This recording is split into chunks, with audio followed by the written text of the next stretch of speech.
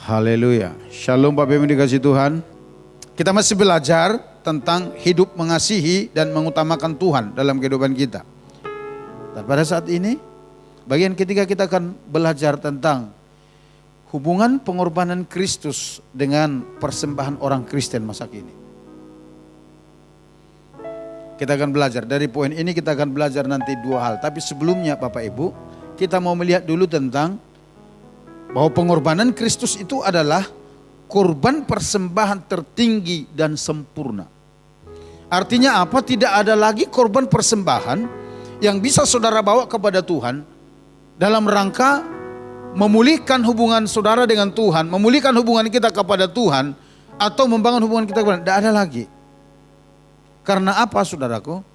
Karena Yesus adalah korban tertinggi dan korban yang sempurna sebagai jembatan hubungan kepada Bapa di surga. Ketika dilakukan tatanan ibadah di kemah suci, di mana setiap orang berdosa harus membawa korban-korban persembahan yang nanti dibawa kepada imam, lalu imam mempersembahkan bersama dengan orang itu kepada Tuhan, dan dinyatakan dosa mereka diampuni, hubungannya dipulihkan. Saudara, Alkitab berkata itu hanya bayangan apa yang akan datang. Itu hanya bayangan apa yang akan Yesus kerjakan di kayu salib. Dan kitab Ibrani jelas sekali berkata tentang hal itu. Coba kita lihat. Ibrani pasal yang ke-10 ayat 1 sampai 4. Perhatikan Bapak Ibu, saya baca. Ibrani pasal 10 ayat 1 sampai 4. Dikatakan demikian. Di dalam hukum Taurat hanya terdapat bayangan saja dari keselamatan yang akan datang, dan bukan hakikat dari keselamatan itu sendiri. Karena itu dengan korban yang sama yang setiap tahun terus-menerus dipersembahkan, hukum Taurat tidak mungkin menyempurnakan mereka yang datang mengambil bagian di dalamnya. Ayat 2. Sebab jika hal itu mungkin, pasti orang tidak mempersembahkan korban lagi. Sebab mereka yang melakukan ibadah itu tidak sadar lagi akan dosa setelah disucikan sekali untuk selama-lamanya. Seandainya korban binatang dapat menyempurnakan, gitu loh maksudnya. Jadi orang tidak mungkin lagi setiap tahun akan datang membawa korban-korban persembahan sebagai korban pendamaian, penghapus dosa, dan juga tebusan salah. Tidak perlu lagi kalau seandainya persembahan korban binatang itu atau darah binatang itu dapat menyempurnakan mereka. Ayat 3. Tetapi justru oleh korban-korban itu setiap tahun orang diperingatkan akan adanya dosa.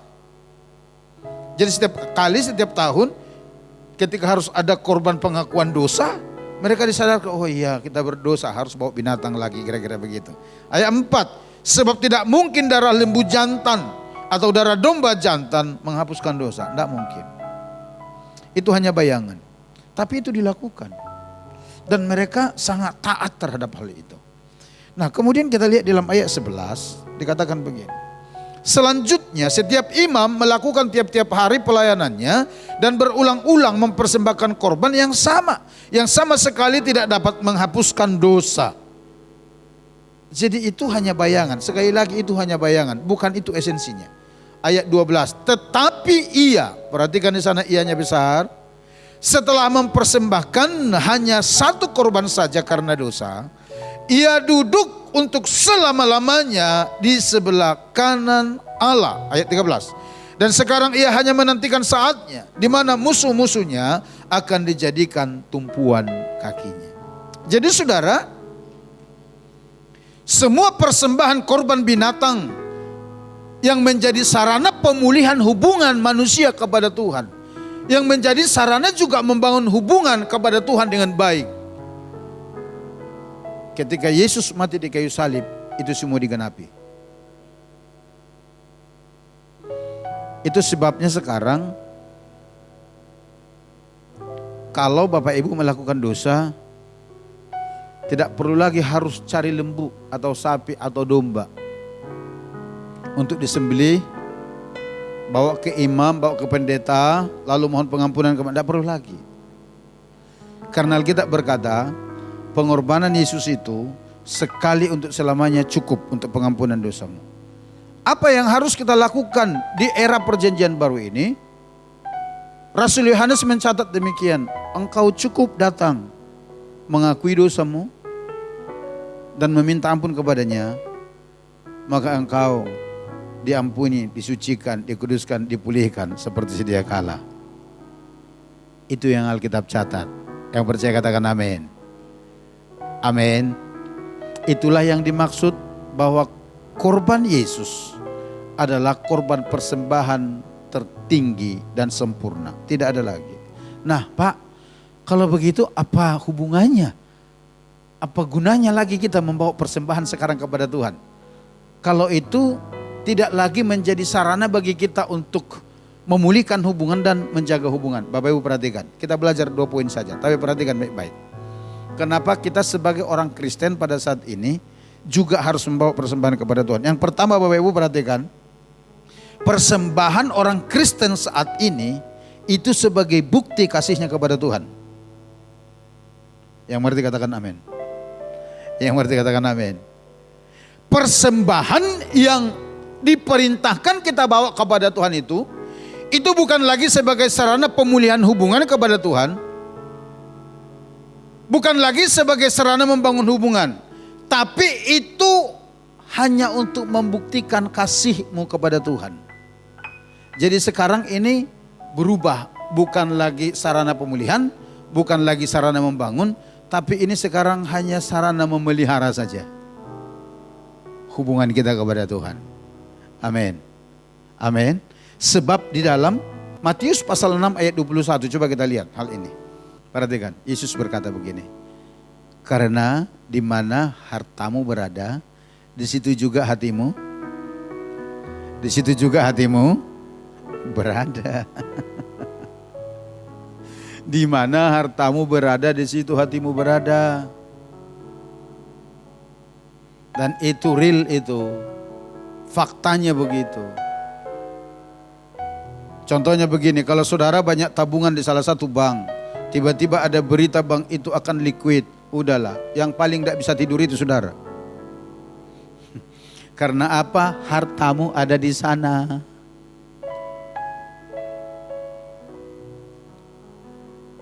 Jadi bagaimana supaya hatimu ada di sorga? Taruh hartamu di sorga.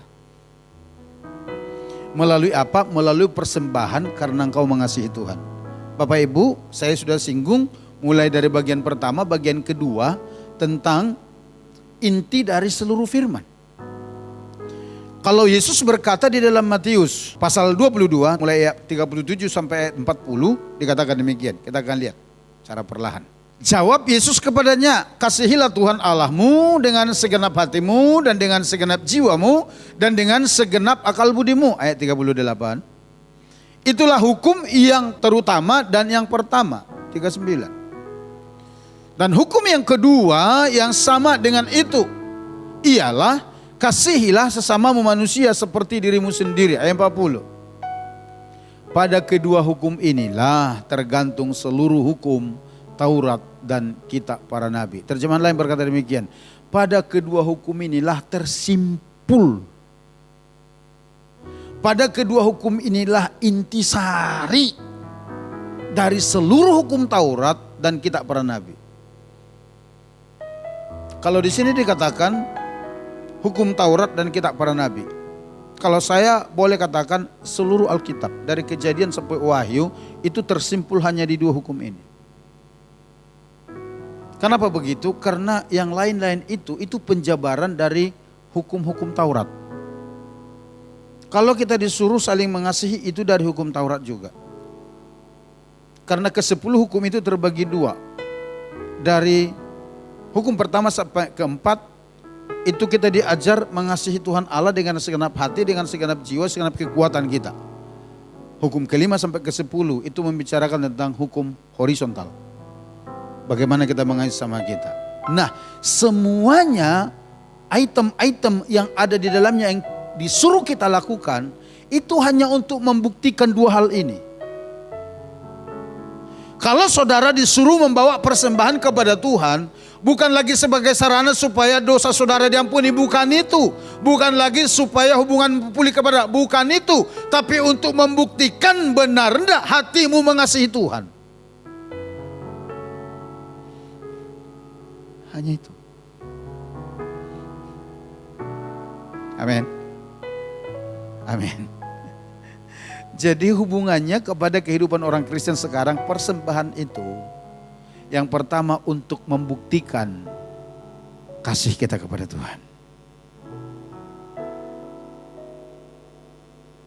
Bukan untuk sarana pengampunan dosa lagi, bukan. Kalau saudara disuruh memperhatikan orang-orang lemah, kalau saudara disuruh memperhatikan janda-janda, fakir miskin, orang-orang berkekurangan, kalau saudara disuruh jangan menggosipi, jangan bersaksi dusta, jangan membunuh, jangan ini dan itu, perhatikan baik-baik. Itu hanya ingin membuktikan apakah engkau mengasihi sesamamu.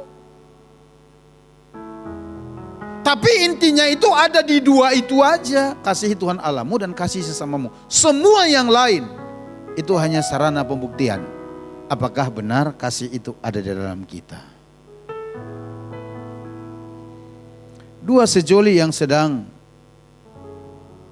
menjalin hubungan cinta dan sama-sama yang jatuh cinta, ketika mereka meminta kekasihnya membuktikan kasih cintanya kepada mereka, biasanya mereka akan meminta materi.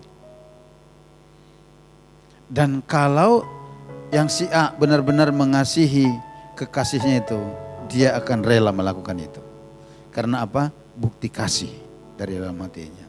Demikian kita kepada Tuhan ketika kita diperintahkan membawa korban-korban persembahan kepada Tuhan. Untuk membuktikan apakah hati ini benar-benar mengasihi Tuhan atau tidak.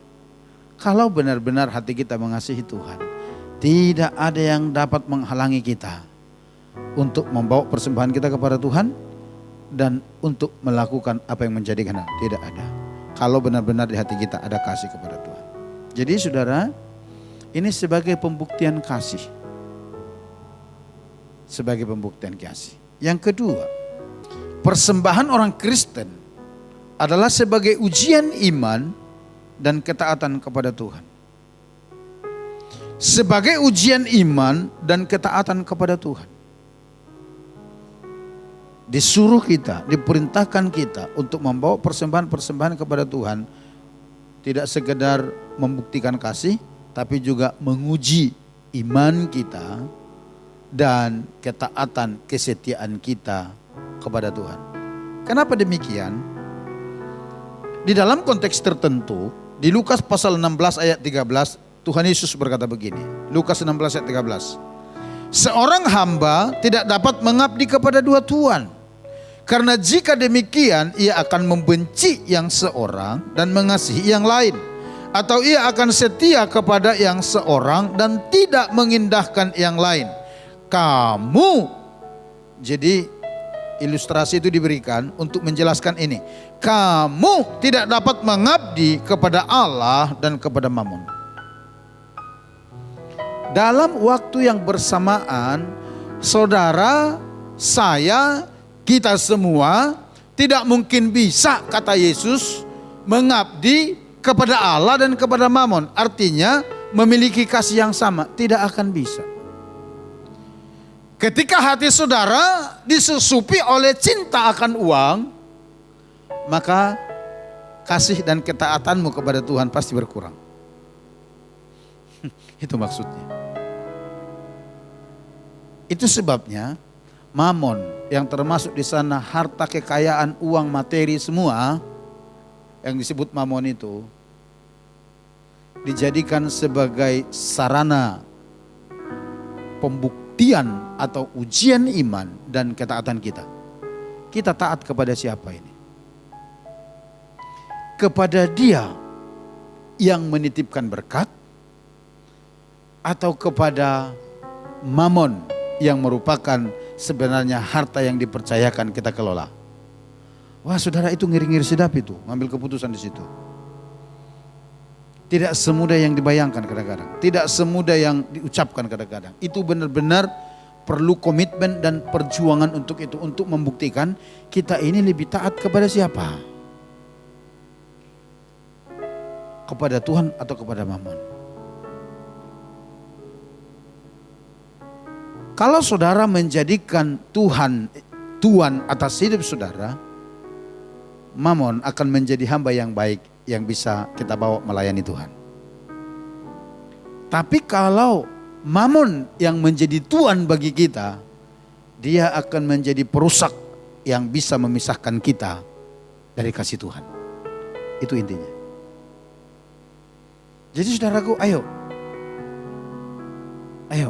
kita sedang diuji iman ketaatan kita.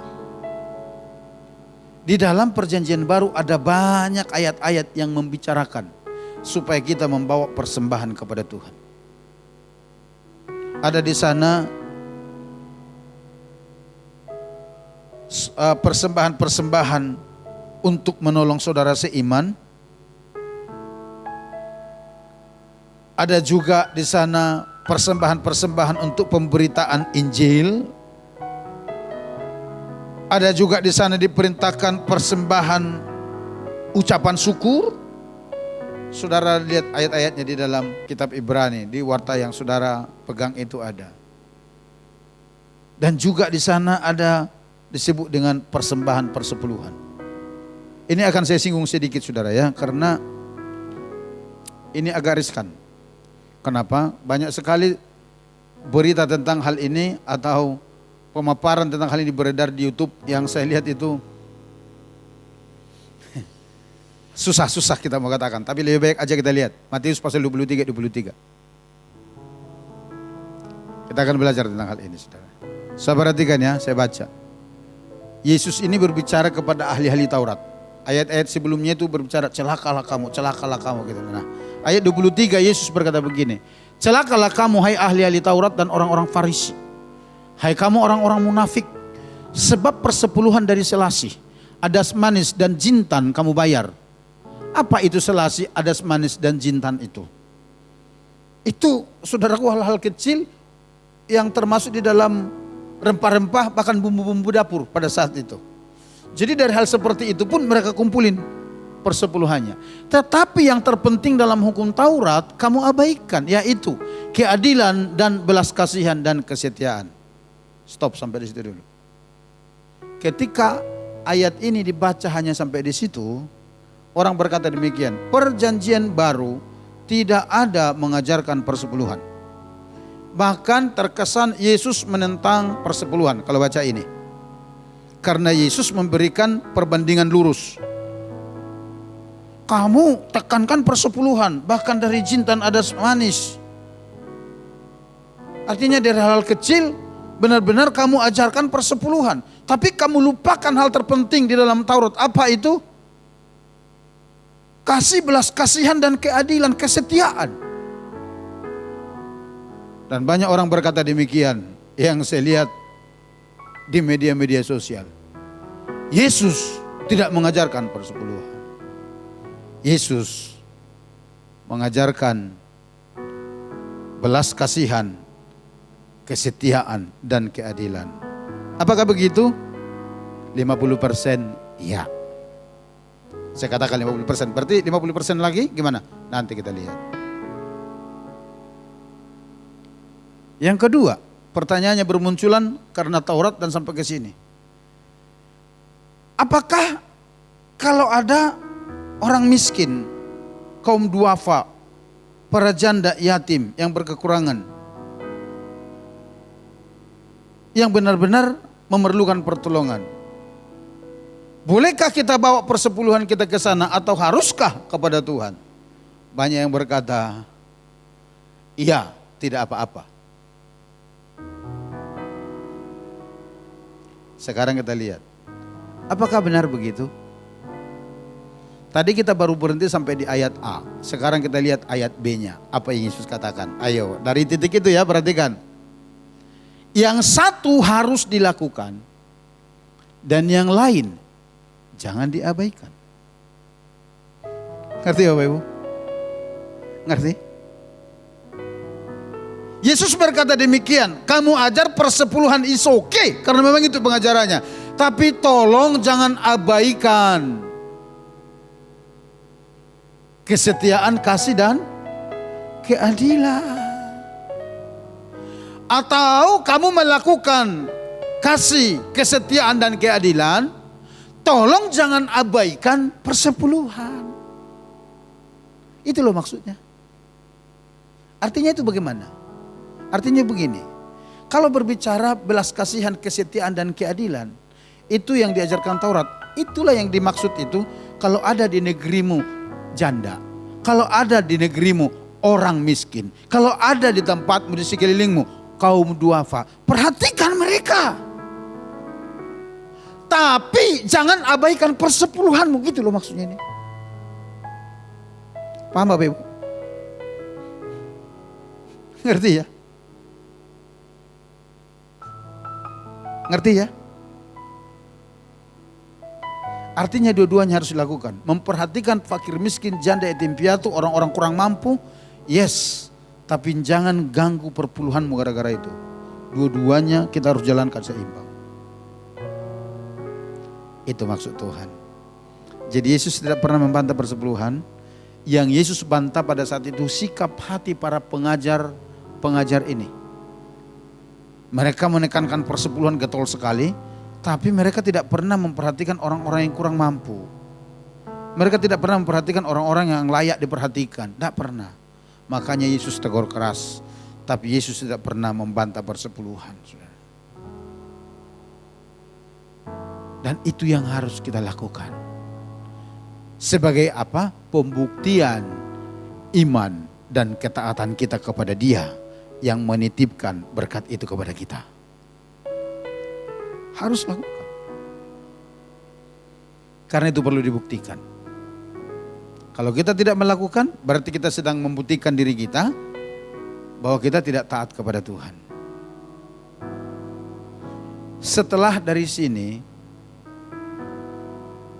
Rasul Paulus bahkan mengajarkan seperti ini oleh ilham Roh Kudus. Coba Roma 12 ayat 1. Karena itu saudara-saudara, demi kemurahan Allah, aku menasihatkan kamu supaya kamu mempersembahkan tubuhmu sebagai persembahan yang hidup, yang kudus, dan yang berkenan kepada Allah. Itu adalah ibadahmu yang sejati. Karena apa? Nanti baca pasal 11 ayat terakhirnya. Di situ dijelasin. Karena segala sesuatu berasal dari Tuhan, oleh Dia dan untuk Dia. Oleh karena itu persembahkanlah hidupmu, tubuhmu sebagai persembahan yang hidup. Dari pasal 1 sampai pasal 11 itu benar-benar membahas tentang kasih karunia anugerah Tuhan yang dilimpahkan kepada manusia. Oleh karena itu, nah sekarang tidak lagi sekedar mempersembahkan harta. Roh Kudus berbicara melalui Rasul Paulus. Persembahkan tubuhmu, persembahkan hidupmu sebagai persembahan yang hidup, kudus dan berkenan kepada Tuhan. Amin. Amin. Tapi pertanyaannya begini, bagaimana mungkin kita bisa mempersembahkan seluruh hidup kita kepada Tuhan kalau di dalam persembahan materi aja kita tidak lulus? Halo?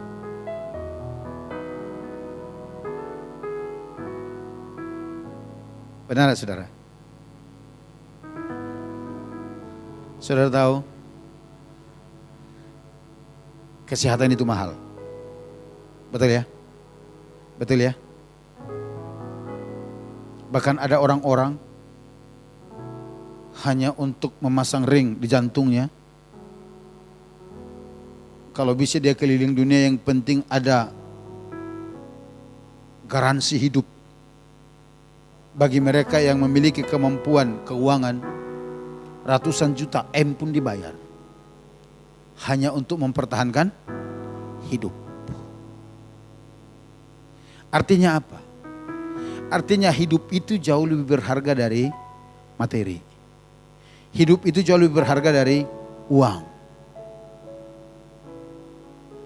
Kalau begitu, tidak mungkin seseorang bisa mempersembahkan seluruh hidupnya kalau dia tidak menang dalam mempersembahkan harta. Amin. Amin. Tidak mungkin. Kalau ada orang berkata begini, Tuhan mau kita mempersembahkan seluruh hidup kita kepada Tuhan, tapi persepuluhannya jadi tidak beres. Ada sesuatu di situ. Ada pertanyaan besar di situ. Jangankan itu Pak, Tuhan meminta supaya seluruh keberadaan kita persembahkan. Gak usah persepuluhan, persembahan sukarelanya aja gak jelas. Gimana kita mau berkata bahwa orang ini benar-benar mengasihi Tuhan dan taat kepada Tuhan?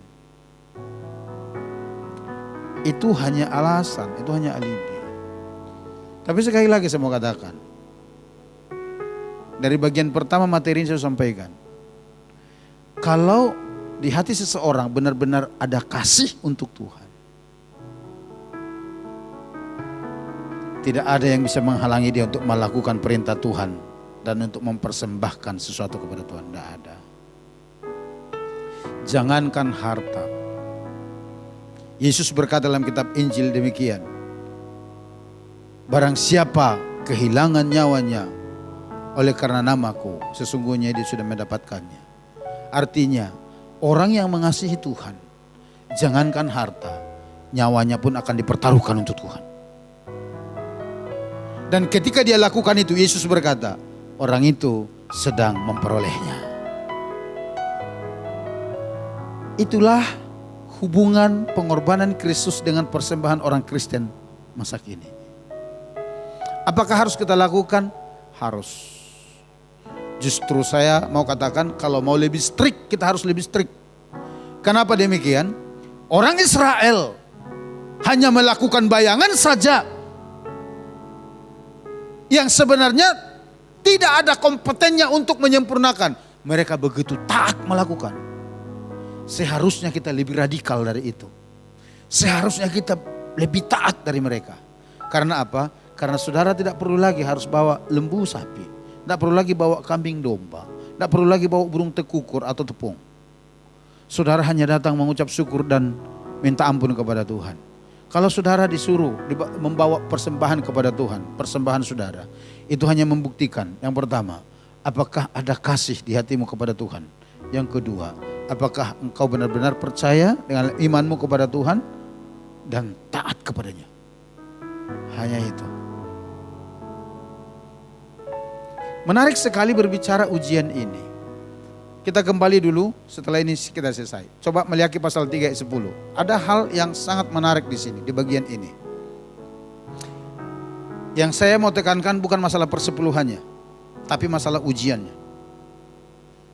Maliaki pasal 3 ayat 10. Saya perhatikan dikatakan demikian, bawalah seluruh persembahan persepuluhan itu ke dalam rumah perbendaharaan, supaya ada persediaan makanan di rumahku, dan ujilah aku firman Tuhan semesta alam. Apakah aku tidak membukakan bagimu tingkap-tingkap langit dan mencurahkan berkat kepadamu sampai berkelimpahan? Tuhan berkata, bawalah seluruh persembahan persepuluhan itu ke dalam rumah perbendaharaan, supaya ada persediaan makanan di rumahku, dan ujilah aku. Membawa persembahan itu kepada Tuhan, benar-benar itu proses pengujian. Siapa yang diuji? Di sini ditulis karena ini pernyataan dari Tuhan, yang diuji Tuhan. Tapi sesungguhnya Bapak Ibu, ujian ini dua arah. Saudara juga diuji, Tuhan juga diuji. Ujiannya begini, kalau engkau benar-benar taat dan setia dengan penuh kasih melakukannya, inilah ujiannya. Kemudian lihat, ujian yang datang kepadamu itu akan menguji aku, kata Tuhan. Apakah aku benar-benar tidak melakukan firman-Ku? Jadi ternyata membawa persembahan kepada Tuhan itu benar-benar ujian kesetiaan, ujian iman dan ketaatan kepada Tuhan. Apabila kita taat, apabila kita setia, yang didasari oleh karena kasih. Lihat, Tuhan berkata begini, kau lihat, apakah aku tidak akan membuka tingkap langit surga di atasmu? Wah, itu keren, saudara. Keren. Dan kalimat paling atas berkata demikian, bawalah seluruh persembahan, bukan sebagian besar, tapi seberapa? Seluruh. Tolong garis bawahi itu. Tolong garis bawahi. Bawa seluruh. Bukan, bisa enggak Pak dibagi-bagi? Bawa seluruh. ketika Yakub di dalam kitab Kejadian mau memberikan persepuluhannya kepada itu dikatakan maka dia mempersembahkan seluruh dari apa yang diterima. Dan itu ujian juga bagi kita, ujian kejujuran di hadapan Tuhan. Dan Tuhan berkata, kalau kau lakukan itu, uji aku. Uji aku. Jadi ujiannya dua arah, menguji Tuhan dan menguji hati kita di hadapan Tuhan. Kalau kita menang di sini, saudaraku, kita akan menang di dalam mempersembahkan seluruh hidup kita kepada Tuhan. Membawanya sebagai persembahan, penyembahan yang menyenangkan hati Bapa di sorga. Yang mengerti, percaya dan mau melakukannya katakan amin. Mari kita datang kepada Tuhan, saudara.